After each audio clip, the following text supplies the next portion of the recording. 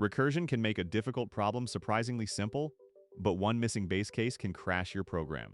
In this video, you will solve 13 practical JavaScript recursion challenges and learn how to approach them confidently in coding interviews. We will begin with the two foundations of recursion, stopping at the right moment and returning values through the call stack. These challenges make both ideas visible with small, practical examples. A countdown is useful before starting a timer, animation, or scheduled operation. Let us write it without a loop. We validate the input, print the current value, and stop when it reaches 0. Now we run the script and watch each recursive call produce one line. Let us break down why this works.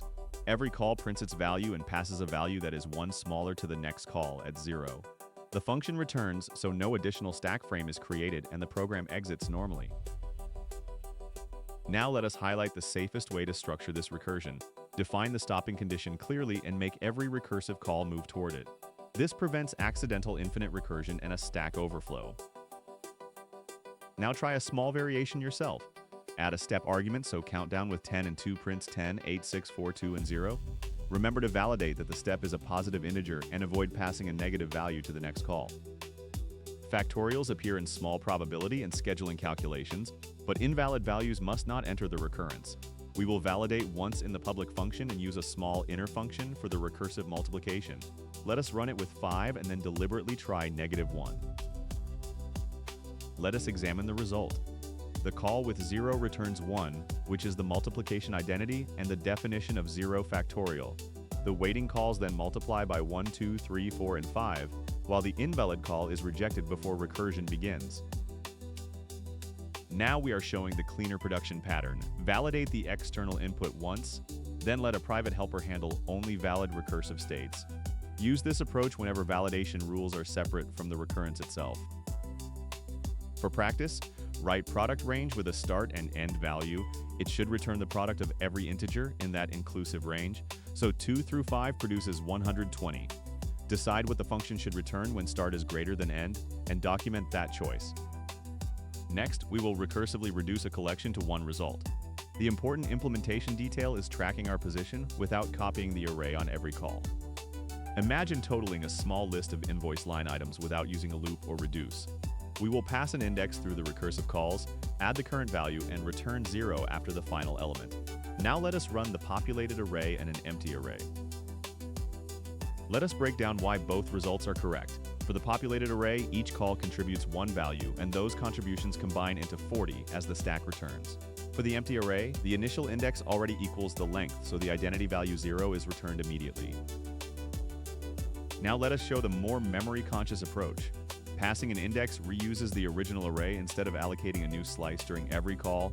Apply this pattern when recursively processing arrays that do not need to be modified. Now build a variation called countPositive. Recursively inspect each value and add 1 only when that value is greater than 0.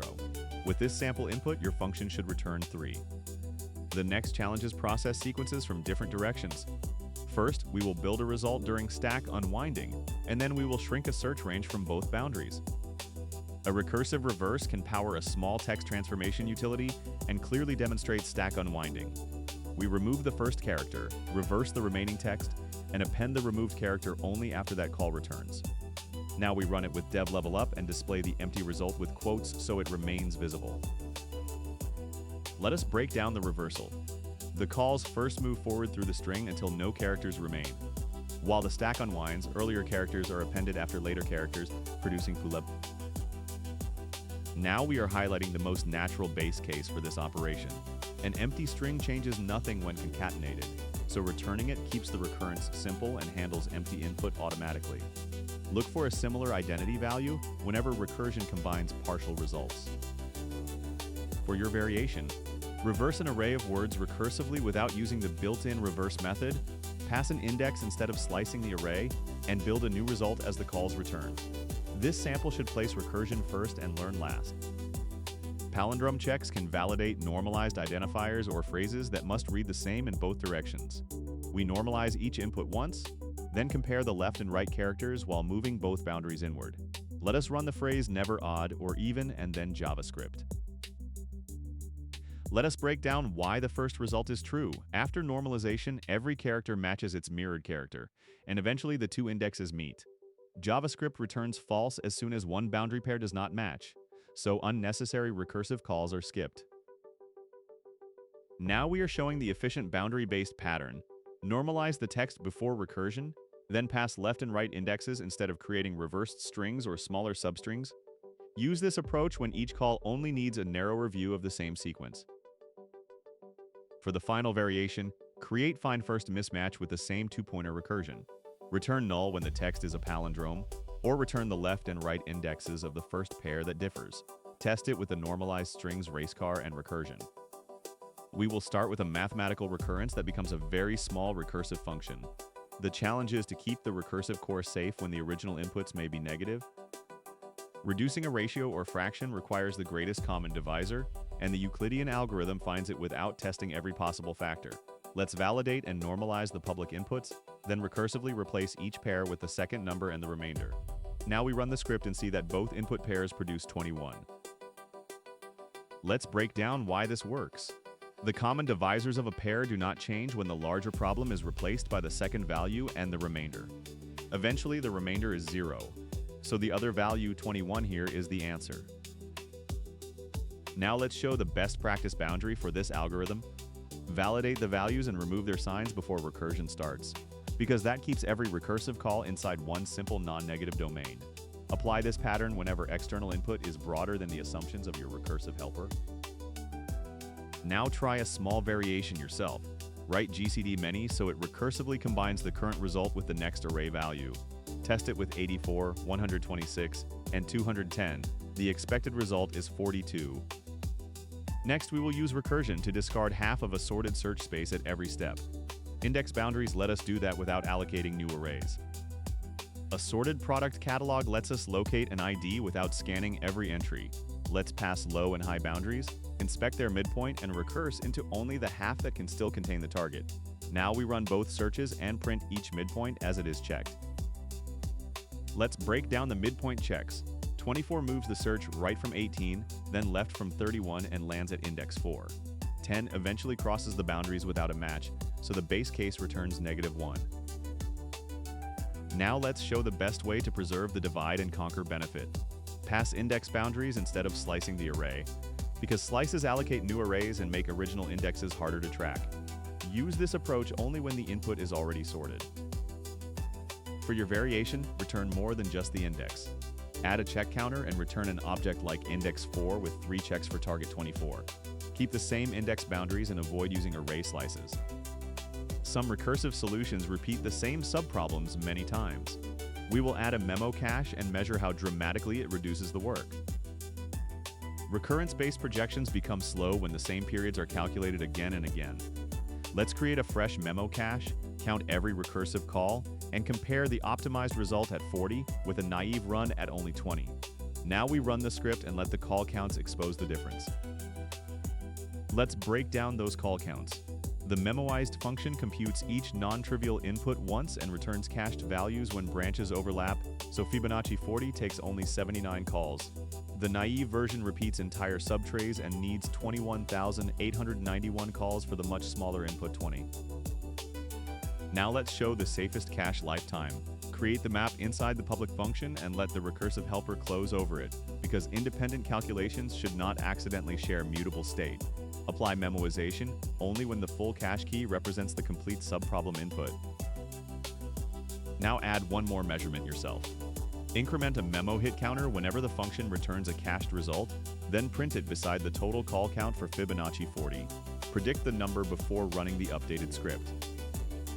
The final two challenges traverse data whose depth is not known in advance. First, we will flatten nested arrays, then we will track a path through mixed objects and arrays. Nested category selections can arrive at any depth, but downstream code often needs one ordered list.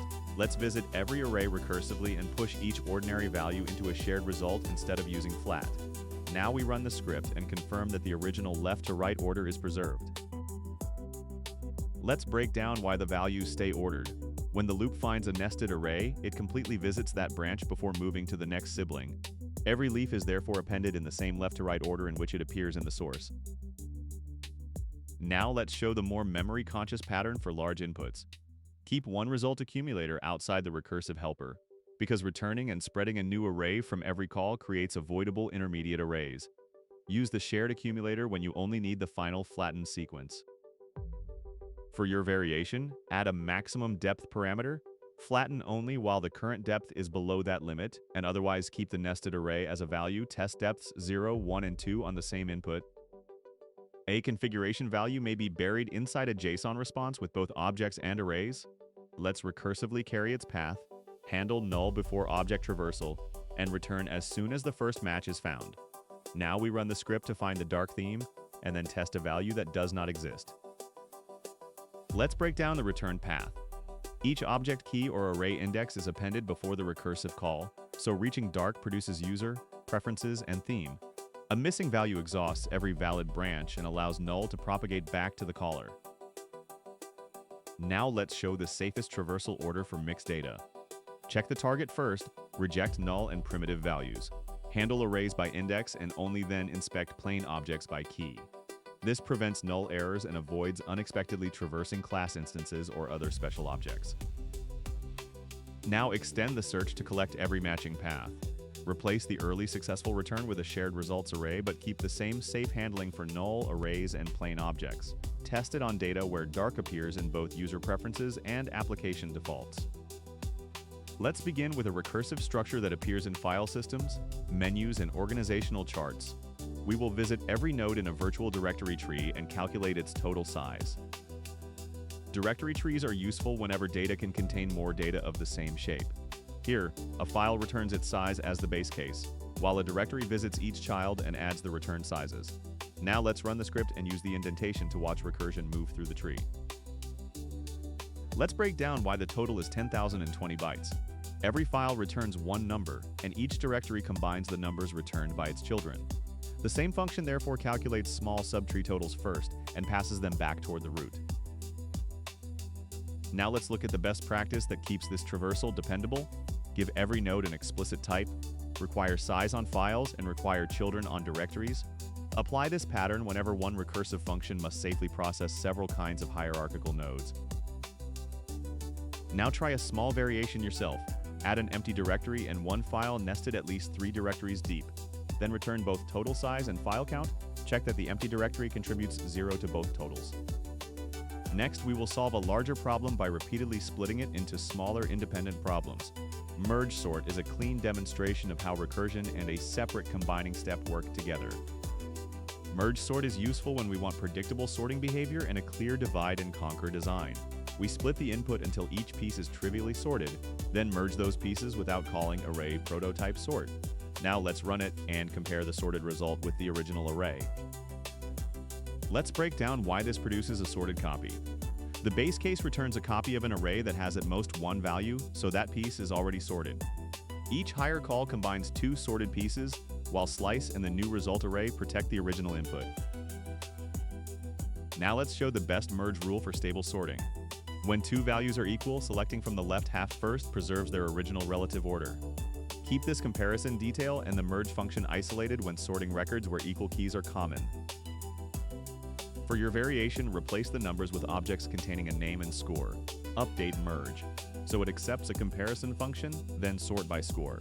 Include 2 equal scores and verify that those records stay in their original order. Our final challenge explores a decision tree but avoids branches that cannot produce valid answers. This is the key idea behind recursive backtracking with early pruning. Expression builders and parser tests often need structurally valid combinations, not every possible string. We will build each candidate recursively and stop invalid branches before they grow. Now let's run the solution for 3 pairs and inspect both the combinations and their count. Let's break down why only 5 combinations appear. We can open a new pair while fewer than 3 openings have been used, but we can close only when an unmatched opening already exists. Those 2 checks guarantee that every completed string is valid and that invalid prefixes are never explored. Now let's look at the best backtracking practice. Reject impossible choices before making the recursive call. Early pruning keeps the decision tree small and ensures that we never need to generate and filter invalid strings later. Use this approach whenever partial candidates already reveal whether a solution is impossible. Now increase n to 4 and verify that the function generates 14 combinations. As a second challenge, pass each completed string to a callback instead of storing the full result list. That variation is useful when solutions should be processed as soon as they are discovered. You have now practiced the essential recursion patterns every JavaScript developer should understand. Like the video, subscribe to Dev Level Up, and tell us in the comments which challenge was the hardest and what topic you want to solve next.